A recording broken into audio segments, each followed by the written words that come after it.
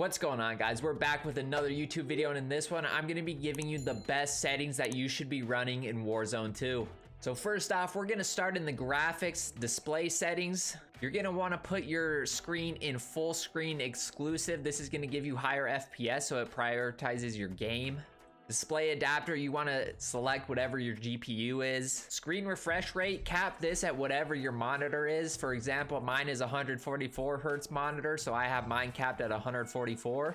Dynamic resolution should just be automatic. It'll set to what your monitor is. Turn this off, dynamic resolution. Aspect ratio, automatic. Turn VSync off. Now for the custom frame rates, again, I have mine at 144 for gameplay, 60 in the menus, and 30 while you're tabbed out, so you can give your GPU a little bit of a break while you're playing Warzone. Next, we're gonna be moving into quality. Always make sure your render resolution is at 100%. For upscaling and sharpening, use Fidelity Cast. Set the scaling around 90 to 100. Usually most people just run it at 100, but I have mine at 90 right now.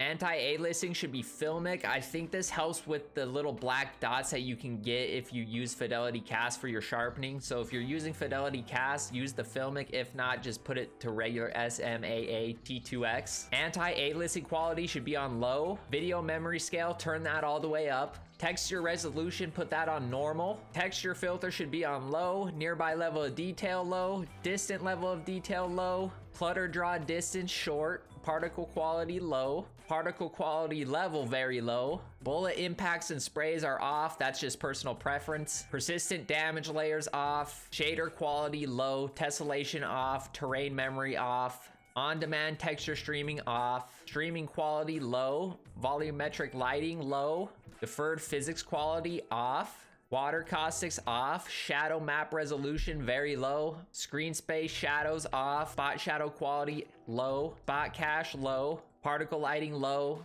Ambient occlusion off. Screen space reflection off. Static reflection quality, low. Weather grid volumes, low. Low latency should be on. A lot of people put it on plus boost, but if you have a higher end GPU, I'd say just put it on. Depth of field off, world motion blur off, weapon motion blur off, and then film grain set to 0. For your view, you're gonna wanna play on 120 FOV. ADS field of view should be affected. Weapon field of view should be wide. Turn your first person camera movement to least. And then for audio, I use headphones bass boost, or sometimes I use headphones. I use a Bose headset right now, so that's why I have the headphone preset.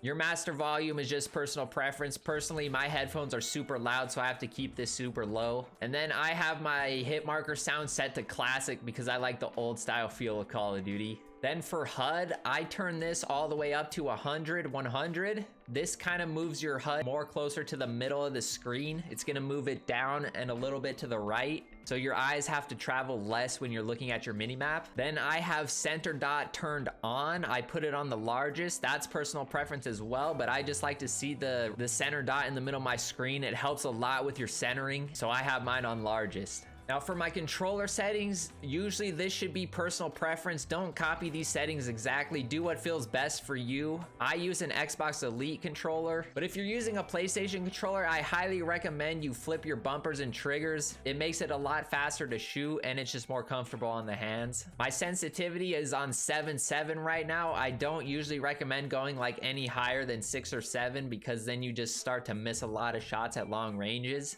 I have automatic tactical sprint on, equipment behavior hold, weapon mount activation, ADS plus melee. Interact reload behavior is on prioritize to interact so you can pick stuff up off the ground quicker. And then armor plate behavior should be on apply all. Now under advanced controller settings, I have my aim assist type set to default. There has been rumors that they nerfed the Black Ops aim assist type, so I went back to the default Modern Warfare, but just kind of play around with the default in the Black Ops and see which one feels better for you. Put your aim response curve on dynamic, ADS sensitivity transition timing on instant, and for my input dead zones on my controller sticks, don't copy this as well. This should be based off of your controller. My left stick is on 0, my right stick is on 0.04 because there's a slight stick drift with the right stick. So just go into a game and keep bumping this up until your cursor stops moving on its own. Max is a 0.99 for both of the sticks. Left trigger 0, right trigger 0. Turn those all the way down.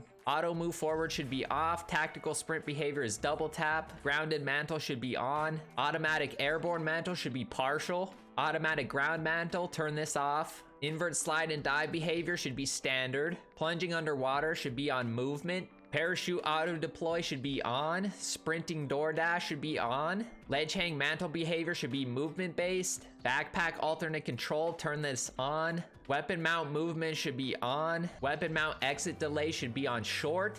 Depleted weapon ammo switch should be on. Quick C4 detonation, turn it on. Vehicle camera short delay, and then camera position free look, and then the last settings are just the standard. Those are the best settings for Call of Duty Modern Warfare 2 as well as Warzone 2.